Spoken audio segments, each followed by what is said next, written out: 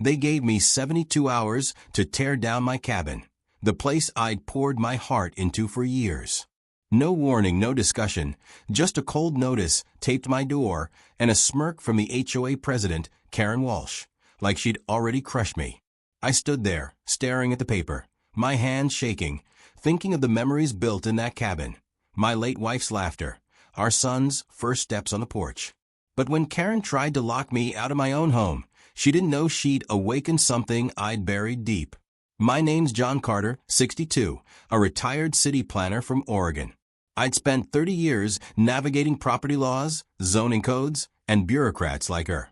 I thought moving to Willow Creek, a quiet lakeside community, would mean peace. My father left me this cabin on a 40-acre plot he bought in 1980, a place meant for family, not fights. For years, it was perfect. Neighbors shared meals, kids played freely. Then Karen arrived 2 years ago, 48, sharp-tongued, and hungry for control. She became HOA president and turned our community into her playground. She made rules that choked us. No garden decorations without approval. No cars parked overnight on your own driveway. No kids' toys left outside. Most folks stayed quiet, scared of her fines. But I wasn't just some retiree. I knew every rule she twisted, every loophole she ignored. Karen didn't know who she was messing with. It all started with a small birdhouse I hung on my oak tree. My wife, Ellen, loved birds, and I put it up to honor her. It was simple, painted blue, a little piece of her memory. The next morning, Karen stormed over, clipboard in hand, her eyes cold. "John, you need HOA approval for exterior changes," she said, her voice dripping with fake politeness. "Take it down or you'll be fined." I told her it was my property, my tree, my right. Her smile vanished, and I saw a flicker of something cruel in her eyes. "You'll regret this," she said, walking away. I didn't know then how far she'd go, but I felt the weight of her threat. That week, a $150 fine arrived for unauthorized exterior modification. I ignored it, thinking she'd back off. Instead, she doubled down. By Wednesday, another notice came.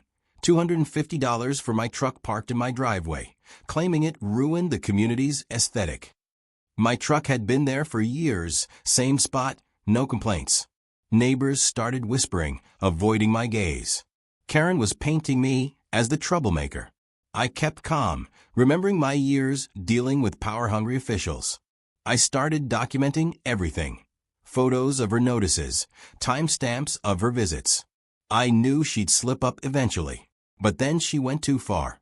Friday morning, I found my birdhouse smashed on the ground, splinters scattered across my lawn. A new notice was taped to my door. Non-compliant structure removed. Comply with HOA rules or face further action. My chest tightened. That birdhouse wasn't just wood, it was Ellen's memory. I stood there, staring at the broken pieces, feeling a rage I hadn't felt in years. Karen thought she could break me.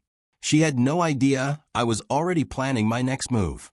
I went inside, pulled out my father's old property deeds from a dusty box, and started reading. Those papers held secrets Karen couldn't imagine, and I was about to turn her world upside down. Karen's smug face haunted me as I sat in my cabin. The old property deeds spread across my kitchen table. The broken birdhouse still stung, a reminder of her cruelty. But those papers held my fight back. My father's handwriting, faded but clear, detailed the 1980 purchase of Willow Creek's 40 acres.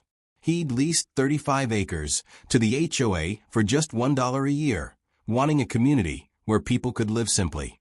I'd kept that lease unchanged out of respect for his dream. But Karen's actions woke something in me. She thought she ruled this place, but I held the real power. The next morning, a new notice arrived. $300 fine for excessive lawn overgrowth. My grass was barely an inch too long, mowed just last week. Karen was relentless, and neighbors started avoiding me completely. Old Mrs. Larson, who used to bring me homemade cookies, wouldn't even look my way. Tom Reed, my fishing buddy, crossed the street when he saw me. Karen had turned my home into a prison. I called my old friend, Mark Evans, a property lawyer who'd worked with me in city planning. At 65, he was retired but sharp. "John, this is gold," he said, flipping through the deeds over coffee. You own the land. You can adjust the lease terms with 30 days notice. Market rate for lakefront property here is $12,000 per acre annually. My heart raced. That meant $420,000 a year for the HOA. Karen's fines were pennies compared to what I could do. But I needed more than money. I wanted her exposed. I started digging into the HOA's records, using my old city planner access to public files. What I found made my blood run cold. Karen had raised HOA fees from $150 to $350 a month without a proper vote, pocketing $10,000 for consulting fees to her cousin's landscaping company. She'd forged signatures on meeting minutes to stay president. It wasn't just bullying, it was fraud. I kept quiet, installing 2 small cameras outside my cabin. They caught Karen sneaking around my property at dusk, measuring my porch with a tape measure, muttering about non-compliant structures. She was planning something bigger. That night, I heard a knock. It was Emily Chun, a young single mom from down the street. Her voice shook. "John, I'm sorry for avoiding you. Karen told us you were trouble, said you'd hurt property values." She confessed Karen had fined her $200 for her kids' chalk drawings on their own sidewalk. "I can't afford this," she said, tears in her eyes. She threatened to report me to child services if I fought back. I felt a knot in my stomach. This wasn't just about me anymore. Emily's story pushed me to act. I showed her the deeds and told her my plan. Her eyes widened. "You could end her," she whispered. I nodded, but warned her to stay quiet. Karen had spies, neighbors too scared to cross her. The next day, Karen upped the ante. A tow truck arrived, hooking my pickup. I ran outside shouting, "This is my property." The driver shrugged, showing a work order signed by Karen for illegal parking. My truck was gone in minutes. That evening, a new notice appeared. 72 hours to remove non-compliant porch or face demolition. My porch, where I'd sat with Ellen watching sunsets, was next. Rage mixed with resolve. I called Mark again, and we drafted a letter. The HOA's lease would jump to $420,000 annually in 30 days. But I held off sending it. I needed proof of Karen's crimes to bury her. Then, a twist I didn't expect. Tom Reed showed up, looking guilty. "John, Karen's been lying about you," he said. "She told me she'd fine my family $500 if I didn't back her at the next HOA meeting." He handed me a folder, emails where Karen threatened neighbors who questioned her. One email even hinted she'd bribed a county official to ignore complaints. This was my weapon. I looked at Tom, the man I'd fished with for years, and saw fear in his eyes. "We're with you," he said. The tide was turning, but Karen was about to make her boldest move yet. The folder Tom gave me felt heavy with secrets, each email a nail in Karen's coffin. I sat in my cabin, the dim light casting shadows over the pages, my heart pounding with every word I read. Karen hadn't just bullied neighbors. She'd blackmailed them, forged documents, and siphoned community funds. One email to a neighbor read, "Pay the $300 fine, or I'll report your unpermitted shed to the county." Another showed her promising a board member's wife a discount on fines if they voted her way. I felt sick, but also alive with purpose. Karen thought she was untouchable, but I was building a case she couldn't escape. The next morning, I woke to a crowd outside my cabin. Karen stood in my yard, megaphone in hand, flanked by 2 HOA board members, her loyal puppets. "John Carter is a threat to our community," she shouted, her voice echoing across Willow Creek. Neighbors gathered, some curious, others nervous. "His violations are lowering your property values," she claimed, pointing at my porch. I stepped outside, keeping calm. "Karen, you've got no proof," I said. She smirked, holding up a photo of my porch, claiming it was unapproved construction. The crowd murmured, unsure who to believe. Then came the first twist. My cameras caught her the night before, spray painting my porch railing with violator in red. I showed the footage on my phone to Mrs. Larson, who gasped. "She's lying," she whispered, passing the phone to others. Karen's face froze as whispers spread. But she wasn't done. That afternoon, a county inspector arrived. A young guy named Derek, clearly uneasy. "Mr. Carter, I got a complaint about your cabin's foundation," he said, showing a report signed by Karen. She'd claimed my cabin was unsafe, demanding a $500 inspection fee or demolition within 72 hours. My stomach dropped. This was my home, where Ellen and I planned our future. I knew the cabin was solid. My father built it to code in 1980. Derek inspected it, then shook his head. "This report's nonsense. Your foundation's fine." He leaned in, voice low. "Karen's been calling my boss, pressuring us to shut you down." I thanked him, my mind racing. Karen was pulling strings I hadn't seen. I called Mark, my lawyer, and shared the inspector's words. "She's desperate," he said. "But we've got her. File a harassment claim with this evidence."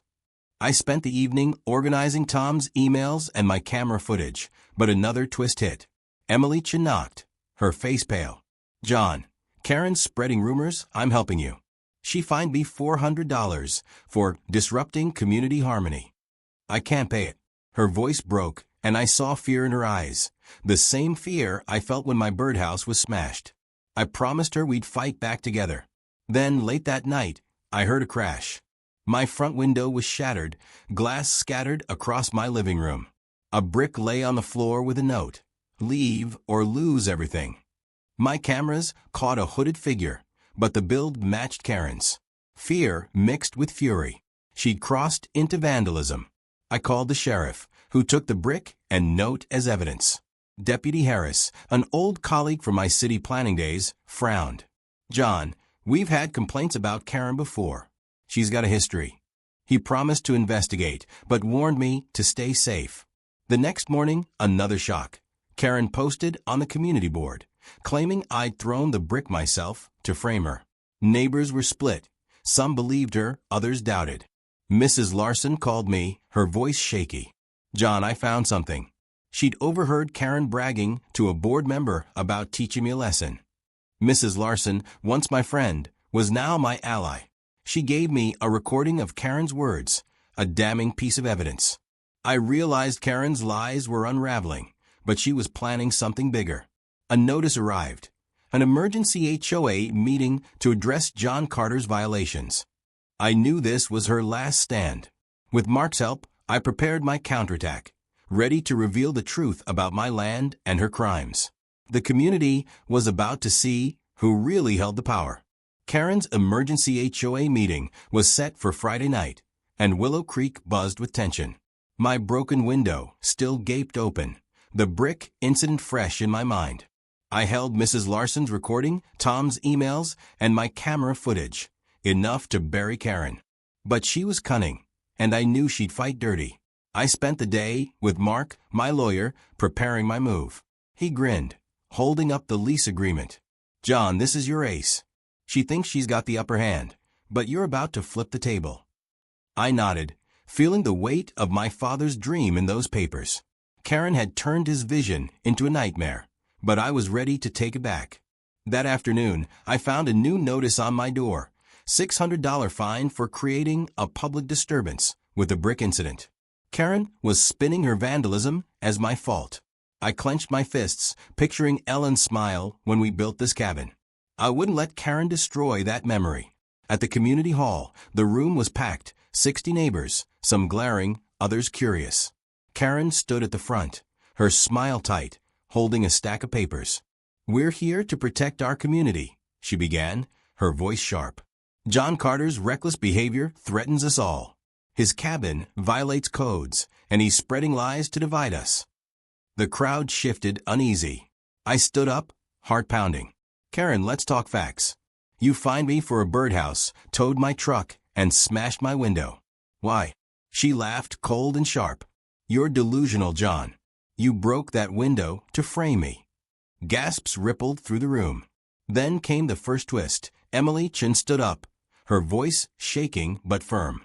"Karen, you fined me $400 for my kids' chalk drawings. You said you'd call child services if I didn't pay. Is that protecting us?" The crowd turned, murmuring. Karen's face reddened. "Emily, sit down. You're confused." But Emily didn't back down. "No, I'm not. You bullied my family." Tom Reed jumped in, holding up his phone.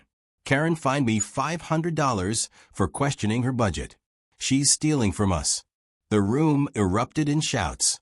Karen slammed her hand on the table. Enough. You're all ungrateful. I've kept this place perfect. That's when Mrs. Larson, frail but fierce, stood. Karen, I heard you brag about teaching John a lesson. I recorded it. She played the audio, Karen's voice clear. Carter needs to know his place.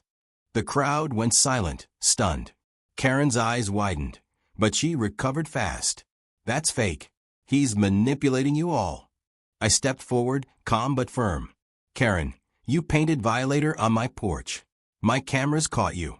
I connected my laptop to the hall's projector, showing the footage. Karen's figure, clear in the night, spray painting my porch. Neighbors gasped, some shouting, "Liar," at Karen. Her face twisted with rage. You're nothing, John.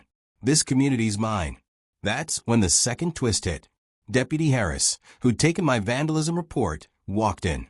Mrs. Walsh, we need to talk about that brick. We found paint matching your car on it.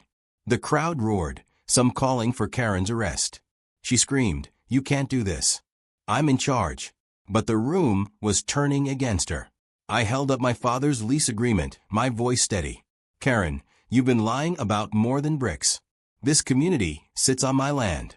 My father leased it to the HOA for $1 a year. I've kept that deal, but you've broken his trust. The room went quiet, faces shocked. Karen laughed, nervous now. You're bluffing. You don't own anything. I showed the deed, my father's signature clear. I own 40 acres, Karen. And I'm raising the rent to $420,000 a year, starting in 30 days. The crowd gasped, some cheering, others stunned. Karen's face went pale, her papers slipping from her hands. You can't, she whispered. I can, I said. And I've got proof you stole $10,000 from our funds. I showed Tom's emails on the projector, her cousin's fake invoices clear as day. The room exploded in outrage. Emily shouted, you stole from my kids. Tom yelled, you're done, Karen. Karen tried to run, but Deputy Harris blocked her. Stay put, ma'am. We're not done. The meeting was chaos, but I felt a strange calm. Karen's reign was cracking, but I knew she'd try one last trick. I wasn't done fighting yet.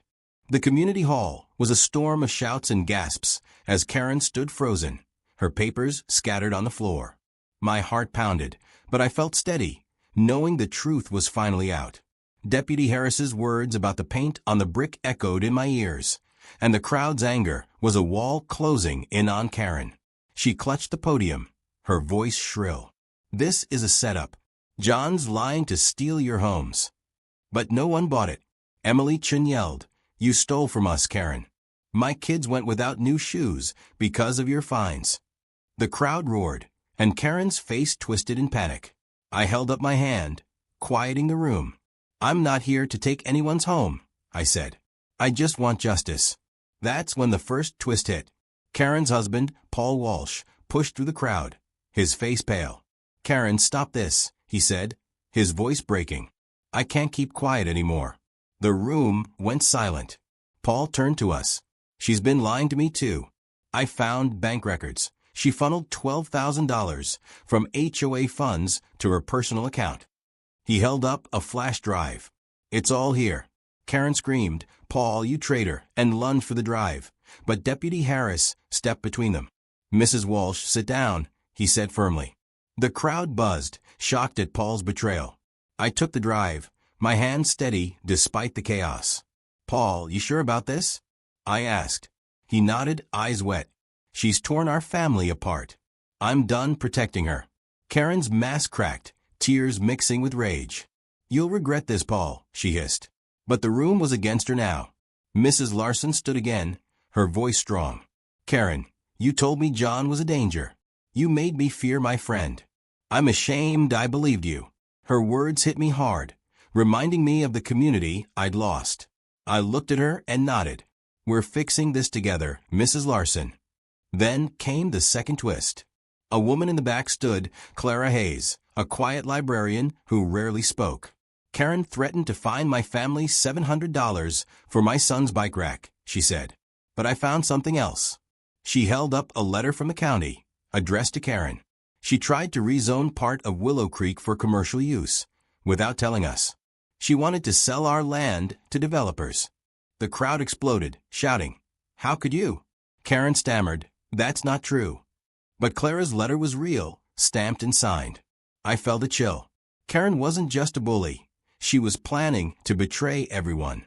I turned to Deputy Harris. "Can you verify this?" He nodded, taking the letter. "This is serious. I'll need to escalate it to the sheriff."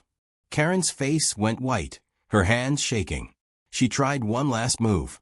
"John's the real threat," she yelled. "He's raising your rent to ruin you." I stepped forward, voice calm. "Karen, I raised the rent because you broke my father's trust. This land was meant for families, not your scams." I showed the crowd the lease agreement again, pointing to the clause about fair market value. I could end the lease entirely, but I won't. I want this community to thrive. Tom Reed shouted, "John's right. Karen's the one ruining us." The crowd cheered, and I felt a spark of hope. But then, a third twist.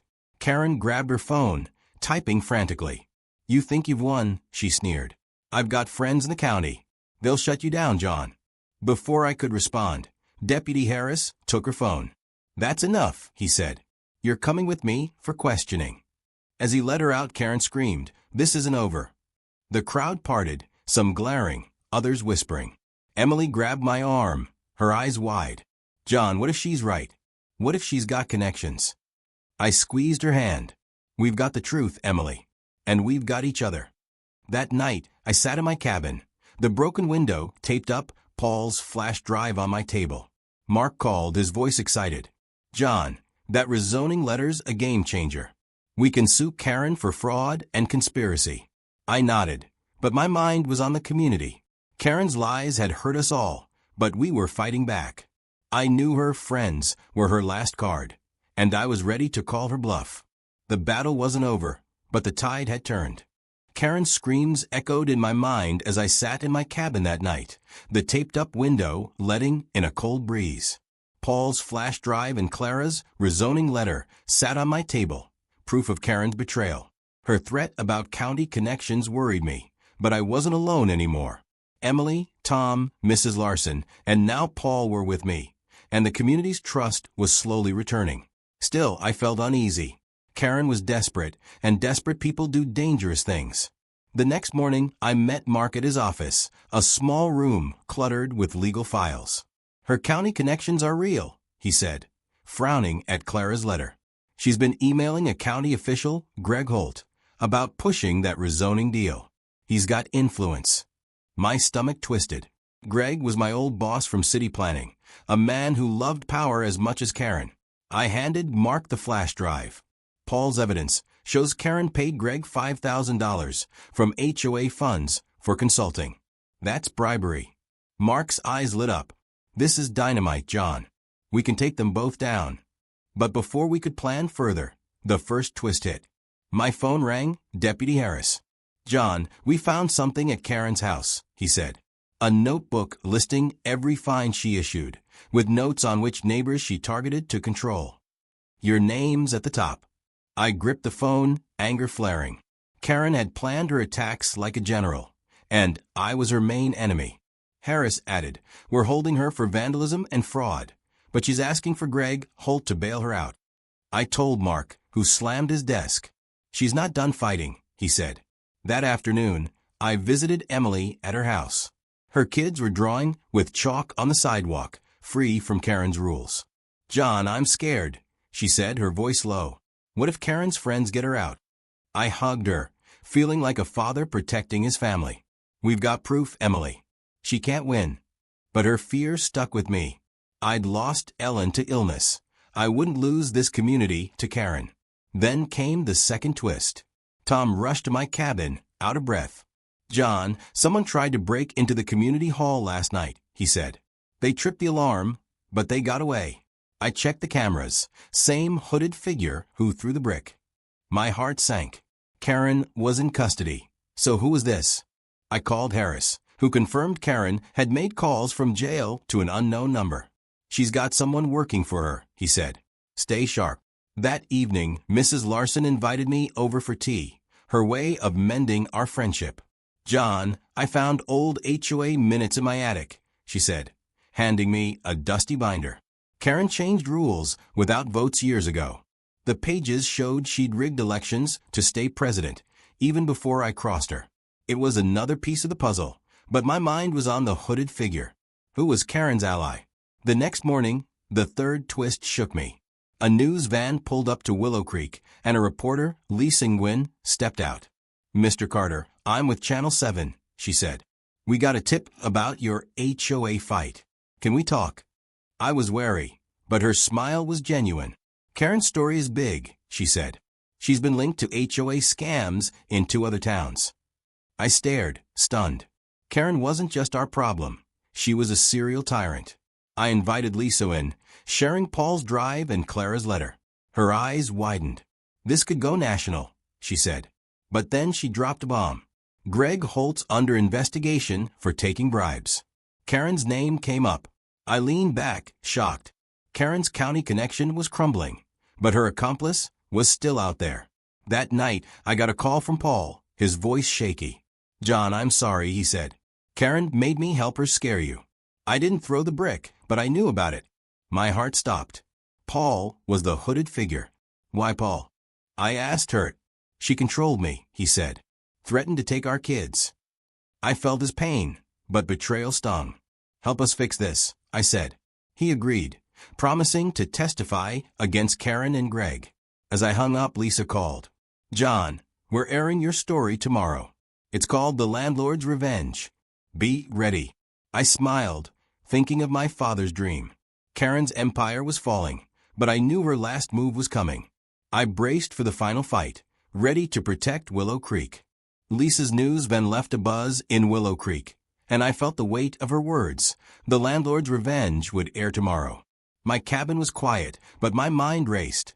Paul's confession about helping Karen stung, but his promise to testify gave me hope. With Karen in custody and Greg Holt under investigation, I thought we were close to winning. But Karen was a snake, and I knew she had one last bite left. The next morning, I woke to a crowd outside my cabin. Neighbors held signs, "Save Willow Creek," and "No more Karen." Emily ran up, her face bright. "John, the news teaser ran. Everyone's talking about you." I smiled, but my gut told me trouble was coming. Then the first twist hit, hard. Deputy Harris called. "John, Karen's out on bail. Greg Holt pulled strings. She's back in Willow Creek." My heart sank. Karen was free, and her county ally was still fighting for her. I rushed to Mark's office, clutching Paul's flash drive and Clara's letter. "This is bad," Mark said, scanning his laptop. "Greg's trying to fast-track the rezoning before the news airs. If he succeeds, Karen could sell part of the land and keep her power." I slammed my fist on the table. "She's not taking my father's land." Mark nodded. "We need to file an injunction now." But before we could, the second twist blindsided me. Tom burst in, his face pale. "John, someone burned down the community hall last night." My stomach dropped. The hall held our records, our history. "The fire chief found gasoline cans," Tom said. "They think it's arson." I knew it was Karen or her accomplice. My cameras hadn't caught anyone new, but I felt her shadow everywhere. I called Harris, who was already at the scene. "John, we found a note in the ashes," he said. "It says, 'Carter burns, we all burn.'" The threat was clear. Karen was targeting me and the community. I gathered Emily, Tom, and Mrs. Larson at my cabin. "We can't let her scare us," I said. Emily's voice shook. "My kids are terrified, John. What if she comes for us?" I hugged her, feeling her fear like it was my own. "She won't win," I promised. Then came the third, most shocking twist. Lee Sing-Win called, her voice urgent. "John, we dug deeper for the story. Karen's not just a scammer. She's tied to a real estate fraud ring. Greg Holt's been helping her for years, targeting small communities like yours." I froze, my mind reeling. Karen wasn't just a bully. She was part of a bigger scheme. Lisa added, "We found documents linking her to a $2 million deal to sell Willow Creek's lakefront to a developer. Your land's the key, John." My father's dream, the cabin where Ellen and I laughed, was just a dollar sign to Karen. I felt rage, but also clarity. Air the story tonight, I told Lisa. Expose them all. That evening, neighbors gathered at Mrs. Larson's house, watching Channel 7. Lisa's report was brutal. Karen's fraud, Greg's bribes, the rezoning plot, all laid bare. The screen showed my cabin, my birdhouse's broken pieces, and Karen's forged documents. Neighbors gasped as Paul appeared, confessing his role and Karen's threats. She controlled me, he said, tears streaming. But John's fighting for us. The crowd cheered, some crying. Mrs. Larson squeezed my hand. You're saving us, John. But the final twist came as the broadcast ended. My phone buzzed with a text from an unknown number. You'll pay for this, Carter. Check your porch. I ran home, heart pounding. There, nailed to my porch, was a photo of my cabin burning, with next written in red. My blood ran cold. Karen, or someone working for her, was still out there, and they weren't done. I called Harris, who arrived with a forensic team. This is a direct threat, he said, bagging the photo. We're tracking Karen's movements. I looked at my cabin, the place Ellen loved, and felt a fire inside. Karen thought she could break me, but I was ready for her final move. The community was behind me, and the truth was out. I'd fight to the end to protect my father's dream. The photo of my cabin burning, nailed to my porch, sent a shiver through me. Karen's threat felt like a knife at my throat, but I wasn't alone anymore. Willow Creek had seen the truth on Lisa's broadcast, and neighbors were done with fear. Emily, Tom, Mrs. Larson, and even Paul stood with me, ready to end Karen's reign. I called Deputy Harris, who was already tracing the unknown number. We're closing in on her, he said. Stay safe, John. I nodded, clutching my father's deed. This land, this cabin, was my home, Ellen's home, and I'd fight for it. The next morning, the first twist hit. Harris showed up, his face grim. We arrested Greg Holt last night, he said. He confessed to taking Karen's bribes and pushing the rezoning. He's naming names, and Karen's at the top. My heart leaped. Karen's county ally was gone, her power crumbling. But Harris wasn't done. We tracked the phone. The text came from Karen's cousin, Mike Walsh, her landscaper. I remembered Mike, a quiet guy who'd mowed lawns for her fake invoices. He was the hooded figure, the arsonist. We're bringing him in, Harris said. I felt relief, but Karen was still out there. That afternoon, Lisa and Gwen called. John, the story's gone viral. People are calling you the landlord hero. The county's launching a full investigation into Karen's fraud ring. I smiled, thinking of my father. His dream was alive again. But then came the second twist. A knock at my door revealed Mike, not in cuffs, but standing there, shaking. John, I'm sorry, he said, his voice breaking. Karen forced me to burn the hall, to send that photo. She threatened my family. My anger softened. Mike was another victim, trapped like Paul. Help us stop her, I said. He nodded, handing me a USB drive. It's her emails to developers, planning to sell the lakefront. I called Mark, who met us at the sheriff's station. The emails were damning. Karen had planned to pocket $2 million while displacing us all. Mike agreed to testify, sealing her fate. That evening, the community gathered at Emily's house, kids playing freely for the first time in years. Mrs. Larson brought cookies, her eyes warm. John, you gave us our home back, she said. I hugged her, feeling Ellen's spirit in the moment.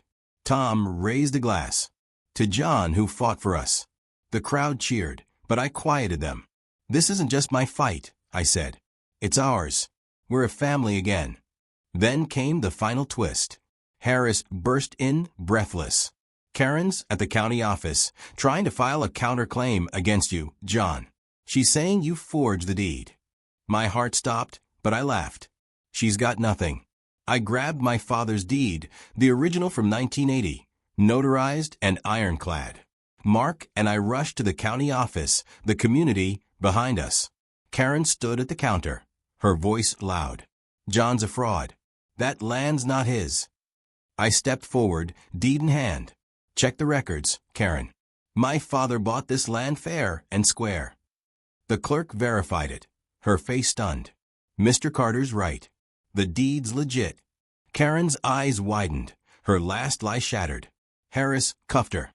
You're under arrest for fraud, vandalism, and arson. The crowd cheered as she was led away, screaming, "This isn't fair." I looked at my neighbors, their faces bright with hope. We held a new HOA meeting that night, electing Emily as president. She smiled, her kids clinging to her. "No more fines," she said. "Just fairness." Tom and Mrs. Larson joined the board, and we planned a community garden where my birdhouse once stood, a tribute to Ellen.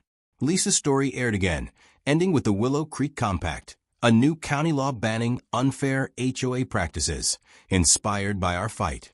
As I sat on my porch that night, the lake sparkling under the stars, I felt peace. Karen was gone, her scams exposed, her accomplices confessing. I'd raised the rent to $420,000, but only for 1 year, to fund repairs and the garden. After that, I'd honor my father's $1 lease. The moral hit me hard. Real power isn't control. It's building a community that lifts everyone up. Willow Creek was whole again, and so was I.